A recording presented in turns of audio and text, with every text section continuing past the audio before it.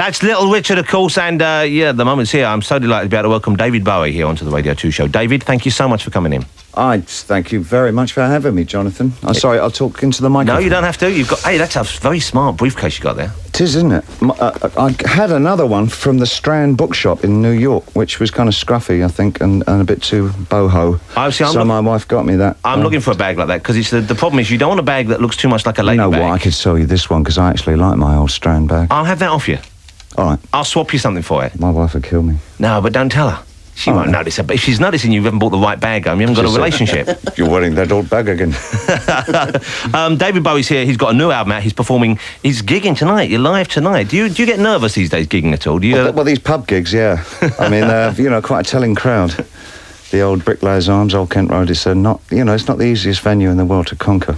We saw you. It was easier when it was actually still there. But now they've torn the pub down, I think it's even harder, because you just get all the labourers come down. And so working on a building site is quite hard. No electricity, but wasn't wooden amps. But the Diamond Dogs tour was largely on scaffolding, wasn't it? Very big on scaffolding, yeah. That was quite a sparse set. Yeah. But it's for us to see you perform is I don't know what it's like for you, but it's a strange thing, because you've appeared in so many different ways and you look so different over the years. And now you're out there, you're still doing the same material, you're doing songs which we remember from the past as well as new stuff, and yet you look different. I don't know what I'm trying to say here. Let's forget about it. So it's a kind of Madonna thing, isn't it? Really? Maybe it is, yeah. Maybe that's what I'm trying to get to. Yeah, I'm going to look like Madonna tonight. Well, I wonder why you had the pointed bra on. Are you a fan of Madonna? Do you like her? I think she's fine. That's very nice. He's coming over all Japanese.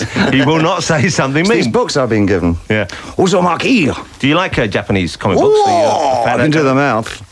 Don't hold it for a second. I thought I was watching Merry Christmas, Mr. Lawrence. Tonight you're going to Some guy just did The Godfather on Broadway, which is a one-man show. No. He did all the parts, and he was like leaping over the furniture and becoming Pacino, and then he was Brando. Unbelievably athletic version. Was it actually any good? An aerobics version of... not really, no. The first 10 minutes was like absolutely spellbinding, but after that it kind of... went on a bit. Let me ask you about the way you look right now, David, because you look, I think, fantastic. The way I look tonight. Have you had any work done? No. I didn't think so. Well, teeth. Yeah, the teeth. If I wanted it, I would have it, but I don't want it, and so I'm not going to have it. No, I never even considered all that. But you're incredibly youthful looking. It's the mother's side of the family, frankly, I suppose. Good genes. Thank you. Is that the first time someone's complimented your genes today? We're going to move off this double smart. am so looking forward to the concert tonight, because what are you performing at the moment? You've got such a huge back catalogue to choose from. I got kind of a bit radical again, I suppose. I did a show in New York a couple of weeks ago just to see what it sounded like and how it worked, and it was really... I liked it anyway. I'm doing the whole of Low, and then we do the whole of Heathen. Right. And that's it. That's fantastic. But it must be what I only dribbled out. They didn't leave in droves. It was quite... I'm sure no one left. Actually, no, they didn't. It was great. Really wonderful. It was exciting, because the two albums kind of feel like cousins to each other. They've got a certain sonic, similarity. At least the weight of it, they're kind of equal. And I'm really excited about that. No doubt, I'll come back on afterwards and do a few kind of... I thought maybe some old Donovan songs. That might be good. Mellow Yellow. Do you like that sort of period of pop, though? You were a huge Dylan fan, weren't you, as well? Love Dylan. Yeah, Dylan Thomas. I also liked... Who did I like a lot? You know what? I really love the Kinks. I thought the Kinks were just wonderful. I've got a Kinks track I was going to play tonight. Ray is a brilliant songwriter. Yeah, and he's still going strong. He's still performing and doing some great stuff. There's a Kinks track, Big Sky. Do you know that? I worked with him only this year. It's a fantastic song. I worked with him only this year. There was a benefit for the Tibet House in New York, and he just turned up out of the blue and came on and did a couple of old Kinks numbers. It was fantastic. I imagine you must have worked with just about everyone you've wanted to, haven't you, who was still alive and still available? Not really. I would have liked to have worked somehow or other. I don't know how it would have worked. Maybe written for him or something. Little Richard, it would have been wonderful. Yeah. I don't think he's too well at the moment. I mean, he had that car accident, didn't he, a couple of years ago? You must have met him, though, have you? Yeah, I met him once in the early 90s, believe it or not. That long it took to actually meet him. And I was flabbergasted that he's got the same eye problem as I have. That's remarkable. I never knew that, and he was my ultimate hero. And he turned around and looked at me, and both our left eyes, same eye as well, and enlarged pupils. And absolutely extraordinary. I know you've told this story, but I've heard different rumours or different stories as to how that eye is. One, I heard it was genetic. Then I heard there was a playground fight, and the third thing I heard was that the drummer of Paper Lace got angry with you for having a similar haircut, and he took a swing at you. And I don't know which one's true. Yeah, that last one is. Do you remember Paper Lace? Absolutely out of the yes. Unfortunately, it was in fact B. The middle. So it was a boy in the playground. It was a... Yeah, I kind of started going out with his girlfriend, and like a very stupid thing to do, and something as dumb as that. Yeah. So he whacked me one in the playground, quite rightly, I think. Wow. I've always been interested in, and I haven't read that much about you growing up in, I guess it was post-war London. It was still... I suppose it was post-war, really, when you think about it. But I know it was after the war, definitely. But you know what I mean? I mean, it still had that feeling. You could still feel the war was that close, I guess. It still looked... The effects of the war were still apparent. My dad used to take me up to Stepney on Saturdays. He'd go into work and do a bit of extra work. He worked at Dr. Bernardo's Homes, and that was up in Stepney, right? And I remember walking along the streets there with him. I must have been about 7 or something like that. And it was just a wasteland. It was an absolute wasteland. It was just rubble, from the bombings. It was quite extraordinary. I remember it kind of scared me because that was the first time I'd seen London. And I thought of London as just this kind of, bomb site for years.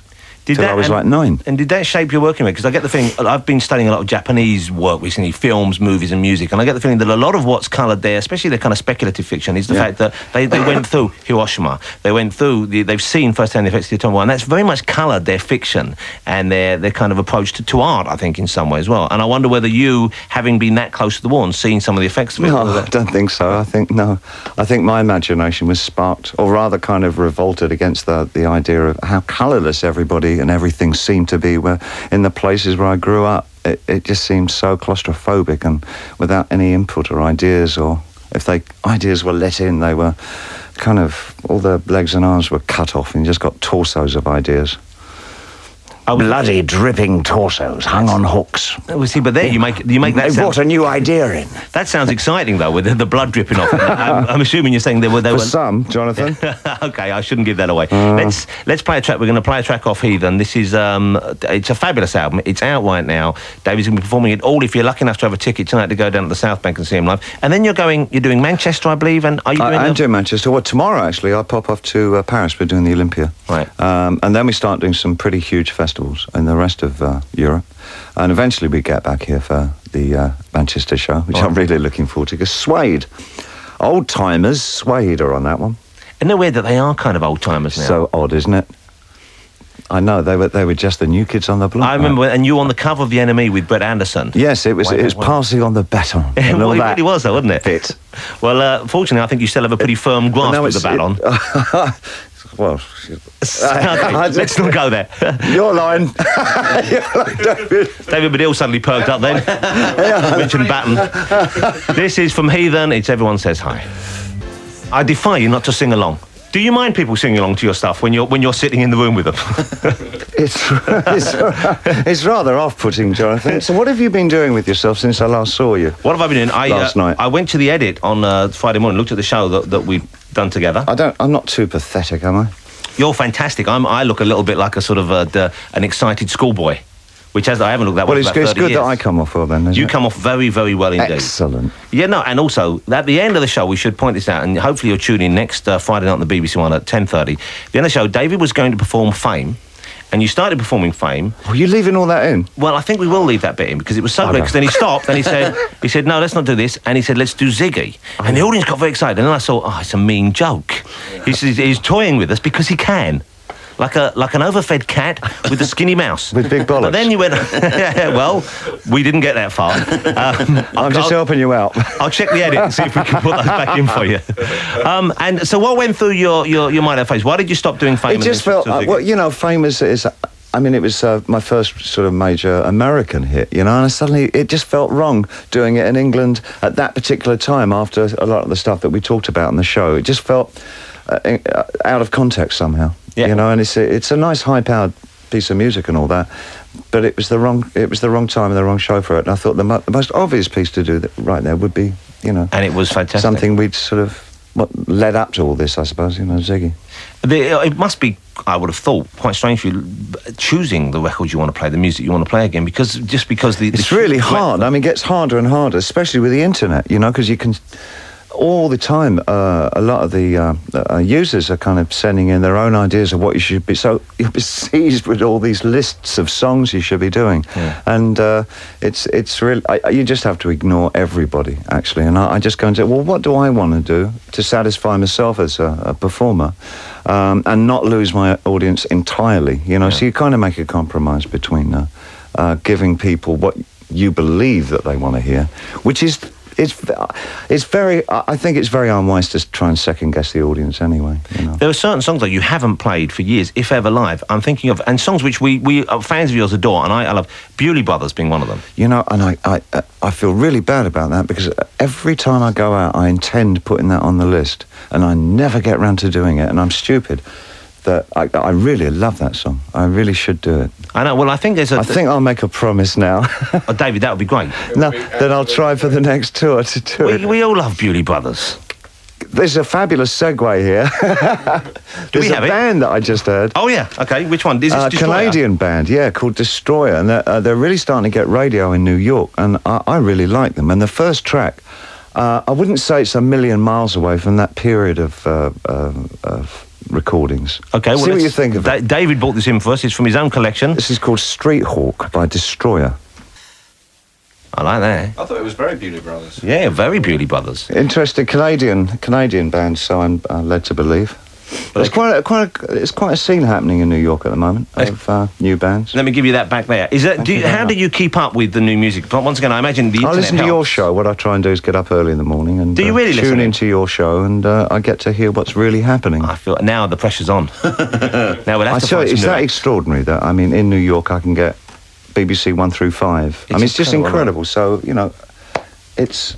And like the rest of us, you haven't bothered with 6 Music Live yet either. The new BBC channel. Is that the digital thingy? Yeah, it's the digital No, I haven't bothered with give that. it a try. You know, you'll double their listeners if you I was tune in. looking for a cover for this, but of course I didn't bring it. Did you not bring it? You can't. I don't even know the names of most tracks of all the songs that I love because I just immediately take them out of their. Have you not got a digital music player though? Have you? I would have thought you'd have an iPod or something. Yeah. There's somebody just gave me an update. Who was that? Somebody? Oh yes, they were called Sony. I wonder why they gave Sony you that. gave me an updated the new thing. I haven't even looked. I haven't opened it up yet. I've not had time. This is a Sony. You're with Sony sort of now. Oh, it's Columbia. All right, so yeah, they're autonomous. You know, they make their own rules and do their own thing. I tell you. One of the first thing that they did that I thought was really cool and that I thought that we're going to get on okay is that I said, look, I really object to the idea of having CD protection put on my CD because they were doing it with all their CDs, you know. Yeah. And I said, can we just not do that? This and is so people can strip them and burn them into their own computer and change tracks so and that, so on. you know, they've started as a general practice doing it. All the major companies are trying to do that now. And they said, fine, okay. That was... Yeah. You see, if they're listening to you, they're listening to you. When was the time you were the most unhappy with the label? I mean, what was the time looking back when you had the most problems or the most difficulties? Well, I think probably the time that was really very hard for me to understand exactly what I got myself into was when I first delivered Low to RCA. At that particular time, I got from their head office in New York, they sent me a telegram. And they said, look, we can't sell this. They didn't use the word rubbish, but they said, we can't sell this kind of stuff. We'll give you the money, go back to Philadelphia and do another Young Americans. And I was absolutely devastated because I thought that Low was probably one of the best things I'd ever done in my life. And they just couldn't see it at all. It was really hard period. Did you ever feel self-doubt though? Because presumably, whenever you finished, I would have thought most albums, you must think this is great. Yeah. And we have to play catch-up. We have to listen to what you're doing, and then we have to decide, and we have to learn to love it because it's new to us. But have there been times when you've been aware that maybe it wasn't? Yeah, absolutely. No, there's a couple of times, specifically in the always keep going back to this period, the late '80s, when a couple of albums there, which I knew as I was making them, weren't good because I was hardly in attendance as they were being made. I would hand it over to somebody else. I was going through a really bad period and really wondering about my own worth as a performer and writer, and I'd really lost the map. And I think that's really quite devastating when you're a writer, when you really think, that's it, I've dried up, I can't do anything, I'm useless, I'm impotent. That must be horrible. I shall go and live in a cave. No, I won't. I'll try and make another record first. Is it different now with the technology available, the fact that you can now mix and virtually produce an album at home if you want? I mean, you could do it using your computers as opposed to... I don't have that kind of knowledge. I mean, Moby, who I know very well, he literally does that. He has his studio in his bedroom. I mean, he's just got a bedroom and a studio. That's it. He lives like a Spartan. It's unbelievable. Which I think you admire that in people, though, don't you? Yeah, I do. I think the ability to live without anything is really commendable. So you're not interested in coming to see my collection of tiny Japanese robots after the show? I didn't say that. It's one of the finest in the country, David. I believe it. It is. I do believe I've got more Mikuru men than anyone else I can think of. You know what? More Mikuru men than anyone. Well, I thought we were going to avoid that subject today.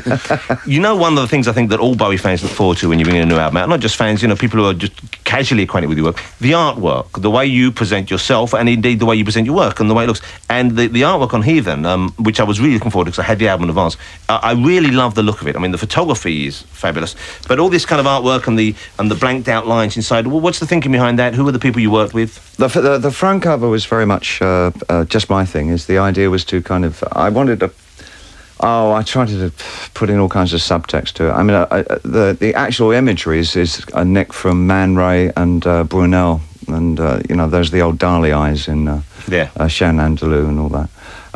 But the design and typography and the idea of the iconoclastic pieces in it, like the ripping of paintings and destruction of religious things and all that. Also comes from a guy called Jonathan Barnbrook, who's a fantastic designer, British designer. He did the Damien Hirst books and does all the Saatchi books. I know you collect ideas, art. Are you familiar with the work of Joel Pater Witkins, the photographer? Very much so. I know his work very well. I can imagine that would be the sort of thing that would appeal to you. It's very strange. I think it did maybe 10 years ago. But it's kind of messy and it's quite baroque in the way it's all set up. I'm tending to go for a much simpler form again now. I mean, much cleaner lines. I remember reading Buñuel's autobiography years ago. Yeah. And I'm just saying that to impress you. What, that you read or that you read his book? I read his book. And I remember reading about his description. It's one of the few things occasionally, because I don't drink anymore. I haven't done for 3 years. There's an American comedian. He starts off his thing with, my work is for people who read or know someone that does.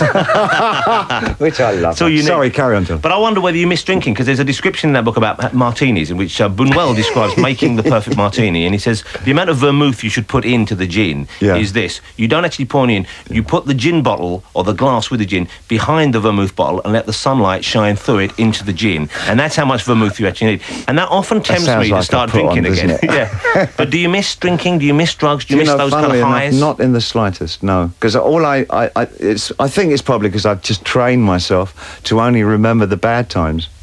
So whenever, it's almost Pavlovian now, whenever I think of a drug or a drink, I think, a ghastly experience. Yeah.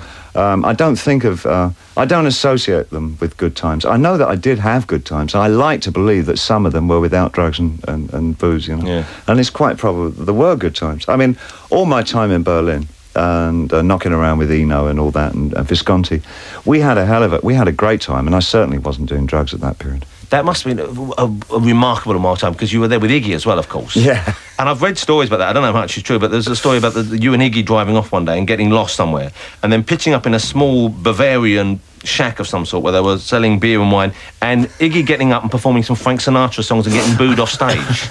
Any truth in that? That sounds like a number of anecdotes crammed together.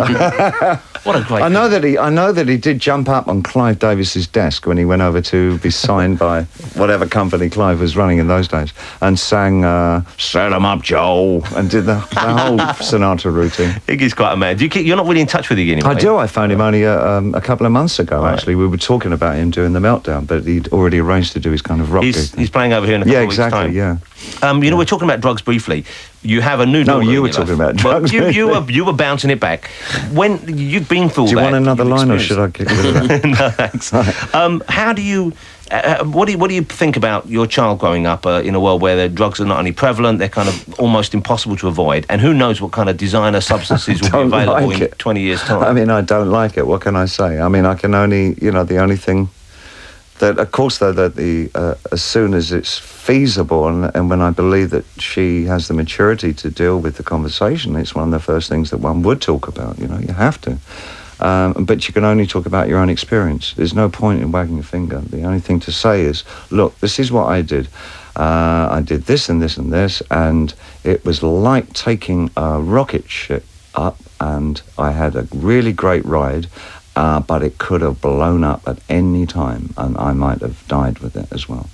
That's the only thing you can say, you know. Yeah. But constantly talk about it. Yeah. You know, it's almost because inevitable they're going to be talking about it at school all the time, and they will probably try some of the substances. It's inevitable, of course they will. I mean, yes, you know, scary we follow our failings religiously, and we repeat our own mistakes endlessly, and we always will. We're not evolving. Anybody has any impression that we're making progress or evolving, I think that they're living in some kind of fantasy. I'm thinking of sending my kids to a monastery when they're 15. Kind of creature. Monastery? Yes, send Zandri over. That's not really a great idea. We'll lock them all up till they're 50. Oh no, it's probably the worst place to put them. I think it's not such a good idea. Let's play another track. What do we have lined up, or what are we going to play? We were talking about Pet Sounds while the other record was on, so we've dug out Pet Sounds and we've got Don't Talk, Put Your Head on My Shoulder. The great Brian Wilson. Oh, that's fantastic, isn't it? Yeah. That really was. I was a child when that first came out. You were a little bit older. Do you remember when Pet Sounds came out? I was about 30. And did you get a copy? No, you can't have been. Oh, no, you're right. It was about 67. You were about 18. 20 or something like that. 18, 20? Yeah. I don't know. Right. Yeah, you were 20. What year did it come out? I think it was it 67? No, 65. 65. It was earlier than 67. Let's have a look. We're going through the book now. Hang on, you keep going. But was it one of those moments? I mean, was it an album that you knew was different, and did it affect you? It uplifted me and broke my heart at the same time. I mean, it really sort of, put a whole real hard, dark line around the idea of love. You know, I mean, it was the most romantic album I think I'd ever heard at the time. And do you listen to music from that period? Lonely, so lonely, and that train on it. You know, it also felt incredibly American. It summed up everything, the good stuff I wanted to see about America. All the Jack Kerouac kind of stuff as well was in there. 66. 66 was it? Yeah. Do you still enjoy the idea of that was American outsider stuff? Yeah. It was about that time that I met Hermione Farthingale, Here we are. whose real name was Hermione Dennis, actually, and I think she came from. What's that place? What's that place that Mark wrote about? Something on waters. Saffron. Mark Bolan we're talking about here. Yeah. I'm not sure. What did he write about? I was never a huge Bolan fan, particularly. Well. Never really got into it. Henley was saying. Someone's saying. Henley. No, Henley will do. She came from somewhere quite nice. She was very middle class when she had quite a well-off family. Absolutely, yeah, and all that. And I fell hook, line, and sinker for her. And I think that album became the soundtrack to her. So what happened with that relationship? How did that end? She ran off with another dancer, bloke. It's almost impossible to imagine she met on doing a movie called Song of Norway.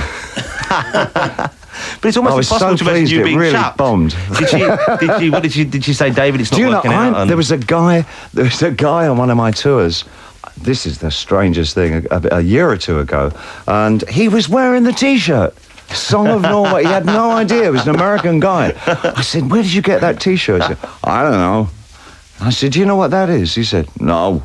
I said, can I buy it off you? He said, no, you gotta have it. And he gave me the T-shirt. And when do you wear it? I don't. I've lost it now. You wanted to destroy all evidence. That's probably right. Did you, and that must, I imagine that she was the big love of your life at that time. At that time, yeah. I mean, you're 19 years old. The first girl that you kind of end up in bed with, I think, is like the one that, this is true love. And how long did it take you to get over that?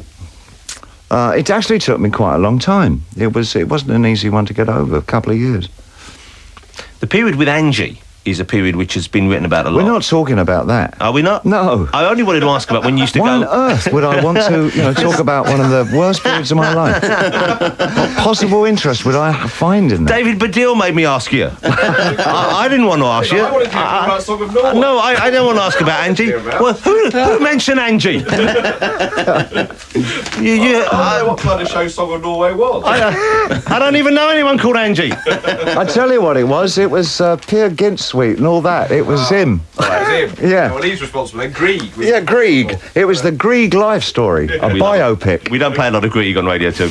I was only curious because going out to clubs at that period, the way you looked was so extraordinary I mean, the way you looked, I don't know about her, but, you know, the hair, the makeup, the clothes, everything struck me as being kind of otherworldly. I remember the first time I saw you on Top of the Pops was you were doing Gene Genie, and I was scared that you and Mick Ronson were going to come and take me away.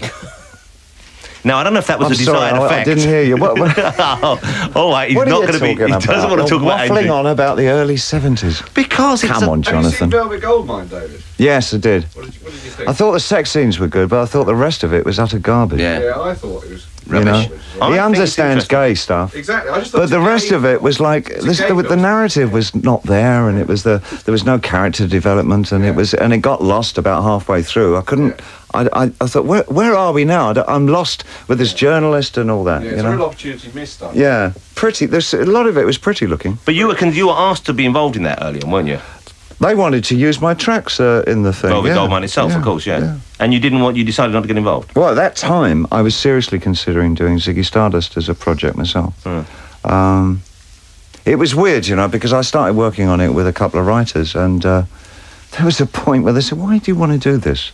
And I said, well, because I've always said I was going to, and I really think it's time for me to, come to grips. They said, but don't you think, by writing it up as a complete piece, however good it is, it's going to tie up all the loose ends of how people really imagine Ziggy was and his world, and they've got people have their own real idea of who he was and all that. And aren't you kind of, making him smaller by doing that? Yeah. And I said, yeah, you're right, it is. It became an abandoned project. Is it a 20th and 21st century phenomenon that you have fans for music or any creative output who pore over past work almost obsessively? I was thinking, you mentioned I'm looking at one. But you mentioned Griegel. Yeah, I'm a fan, but because we have access to it all. We have CDs, we have videos, we have all that, and we can look at it again. Well, I think some people do that, but I think it isn't the norm. I think most people, the information and the pure amount of information that they have to deal with is so enormous that they take less and less in than they ever took before. I mean, it seems to me the kids in, say, the States have no history of music, the thing that they listen to. They don't seem to be that particularly interested in going back and finding out where... I remember I would go spend hours in record shops poring over old Big Bill Broonzy records and trying to find out where rock came from, and then going back through that and going back to New Orleans jazz and Kid Ory and all those Jelly Roll Morton and I'd kind of develop trying to find a pattern in all that. That doesn't exist anymore. The having a historical context to just about anything is gone. There's too much information. People aren't willing to take it on board, and I think we're just de-evolving because of that. I think we're getting stupider and stupider. That's not good news. No. That wasn't what I hoped to hear at all. Well, that's just me and my particular friends anyway. Yes. We're getting stupider and stupider. You sound quite crotchety there. I think that... kids today. It was one of those kids today. Yeah. What do you do to unwind? What do you do to relax? I mean, you've got your wife and child, obviously. I'm sure that's a good stress buster for you. But do you ever go bowling? Because you don't drink, we've established that. Do you bowl? I go do you boxing. play any sport? You spar, of course, I run down the Madison Square Gardens, and if whoever's finished the fight, I take them on. I say, me next. I'd like to, you'd probably be able to do Lennox Lewis, I would have thought, these days. He seems to be, take him on. He finished. No problem. But you don't do any Didn't he do good? Yeah. I was so pleased about that. Do you feel British in that respect? Do you feel proud when English sports people, British sports people, or... Oh, but of course, yeah. No, yeah, absolutely. It's terrific. It's really good. And what about tennis? Are you a fan of tennis? I'm looking at Henman at the moment, and thinking he might do quite well. That would be fantastic, wouldn't it? Wouldn't it be good? And we could invite him along to the gig. And who's the other kiddie? Yesterday, I saw the match was great against Roddick. Rosetsky. Wasn't that great? Wow. See, I'm delighted to that was really sitting fantastic. watching tennis. This has cheered me up, hasn't it? Oh, but it was only accidental. It was just, I only continued watching because the match was so good. Yeah, and he was killing him. He was really, the kid had his baseball cap, the other guy had his baseball cap. I was at the bloody edit staring at you for 2 hours. I didn't have a chance. Nice to know you had some downtime this week. Let's have some more music. What are we going to play, Eddie? We're playing another track by the Yeah Yeah Yeahs. We played Bang at the beginning of the show, and this is a track called Art Star. Fantastic. So we're here with David Bowie. Listen to Radio 288 to 91 FM, of course. David's new album, Heathen, is out right now. We'll probably play one final track at the end of the show. He's performing here tonight. Try and catch him in Manchester if you can't tonight. I'm sure he'll be back in the near future, if not. I mean, how often do you like to perform in a given year? How much time do you like to spend on stage? And, I kind of, prioritise it by what I'm doing, my kind of domestic life, what the family's doing. Yeah. And I'm really working that way these days.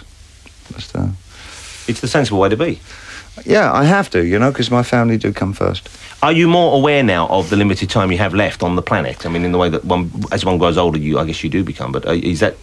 somebody sent me a diary with a date in that, so I, quite aware. But I mean, in terms of, the amount of time you have to do the things you want to do, insofar as... That's why you prioritise, exactly, and think, well, what is it I really, really want more than anything else? And it's kind of keeping my family together, being with my friends and that sort of thing. You seem very relaxed these days, which is a nice thing. When you were setting up, when you were rehearsing at the studio the other day for the BBC One thing we've done together, I noticed that you didn't seem tense. The band were making changes, and at one stage I heard you say, "No, we need a sound there, something jangly. We'll try the guitar." And I thought that's such a relaxed way to be about such an important performance. And is that just experience, or is that you wishing to allow people to have their input into? What is that allows you to have that much, give them that much freedom? I think. Unless something's really life-threatening, it shouldn't really bother you too much, Nothing's that important. That's nice. I like to hear that. You could learn from that, Andy. What are you looking at me for? Well, next time you're pressing the button wrong and you get... I'll tell you what is important. New music. And there's this band. You'll only want to hear 30 seconds. And who is this? They're called Lightning Bolt. They're from New York. So a New York band. It's just a guitar player and a drummer. I think they're terrific. So are you a regular fixture on the New York kind of experimental music scene? Do you pop up watching bands? No, but I keep my hand in. Let's have a listen to that.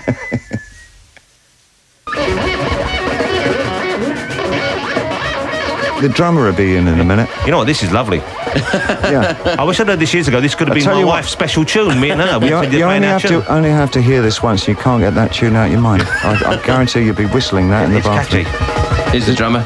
Here we go. Fabulous, isn't it? You know what? I'm glad we played it first because Ken Booster won. This is his record of the week.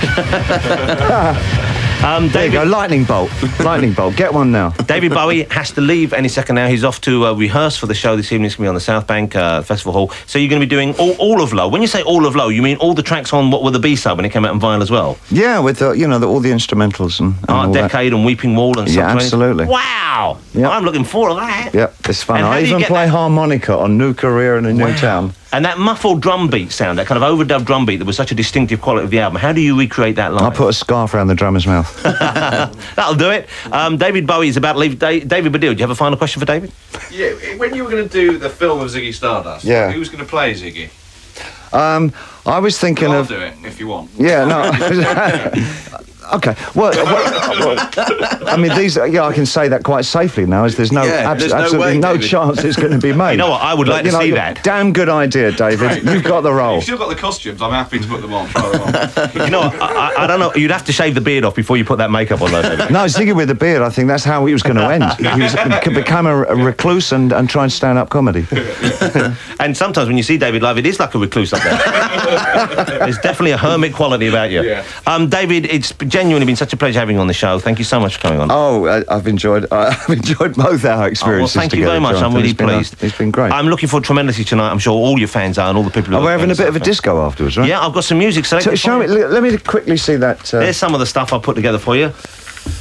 See what you think of that. It's going to be good. Yeah. Oh, God. Kraftwerk. Uncontrollable urge. What do you think? Kraftwerk, Public Enemy, Jean-Michel Jarre. This is great. War, Lowrider. Wow. And a friend of mine, Adam Buxton from Adam and Joe, he helped me put these together. So and Jonathan Richman. Oh, do you like Jonathan Richman? Love him. Fantastic. David, we could talk all day. I'm sure we'd enjoy that more than you. You have to get off. Thank you for coming in. This is, we're going to play another track from... from Low. Oh, yeah, OK, let's play from Low to get you in the mood for tonight. This is from Low, track 9, Art Decade. David, thank you. Thanks. It's all right, it's gone now, we can take it off. Oh, blimey. Fantastic. I love that album, but can you believe we just inflicted that on the Radio 2 audience? Well, you did a New Career in a New Town last week, didn't you? That's more That's more sort of. Is that more upbeat? Yeah, I love that, but you've got to be in the mood for it. So David Bowie is going to be performing live tonight. I hope you've enjoyed listening to him here on the show. Obviously, it's a huge high point for me. And for you, I think, David. I was very, very excited. And you, Andy? It was great, Yes, indeed. He was great, wasn't he? I told you not to mention Angie. I'm so angry I'm sorry you made about me that. ask that question. Yeah, I'm sorry about that. Furious. Yeah. But he was... You've got her on next week, haven't you? No, we've got Mick Give her Rock side on. of the story. I don't think we want to hear that. We've got Mick Rock on next week, which is great, because he took the classic pictures around the Ziggy period and the Aladdin Sane period, as well as many other people. David, you're going to be coming to the gig tonight as well? I am. You're going to be DJing. I am. You are, yeah. For my Are sins. you going to be shouting at the audience to big up and... I'm going to get them to wave their arms in the right time and stuff like that, and be giving out bananas at one stage.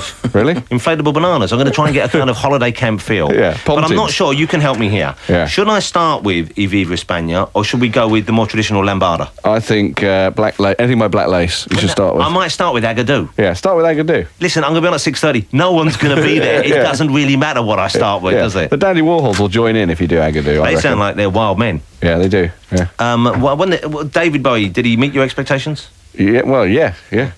Friendly? Well, I was a bit frightened, obviously, as were you, I thought, but you settled into it eventually. Because you were frightened at first. I didn't ask for a critique of my performance. I don't seem to recall the moment I asked you to sum up my performance. I was asking whether you enjoyed it. We're mates. I feel I can comment. People come on this show and they seem to think I'm interested in what they have to say. And they're labouring under a massive misconception. Yeah, all right. No, I thought it was great. What time do we have? Should we play a track now? We should play it and end. Yeah, you want to end on the track? We're going to end the show now. I hope you enjoyed the programme. Next week on the show we have Mick Rock. I think we have some other people as well. I'm not quite sure who's on, but it's a good lineup, I'm sure. I hope you enjoyed the programme today. I certainly did. It was basically, I think, when we started doing this for Radio 2, this was basically why we started doing the show. Yeah. Hoping one day we get David Bowie. So we won't be back.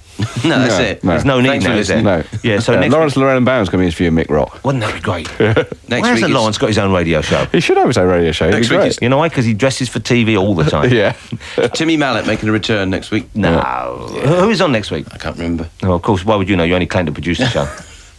Who we got? Who we got next week? See, David Bowie comes on, you don't care. You don't even know who's on next week. Well, why would we? David Bowie's blown out all other guests. It's Mick Rock the week after next. Ah, well, it doesn't matter. Next week we got 3 It's going to have to be me and Gervais again, isn't it? No. Once bitten, twice shy. Fair enough. Thank you very much for listening. Hope you enjoyed the show. If you can come and see us in Bowie tonight, if you've got tickets, it'd be great to see you there. If not, well, tough. 88 to 91. Oh, this is it for me then.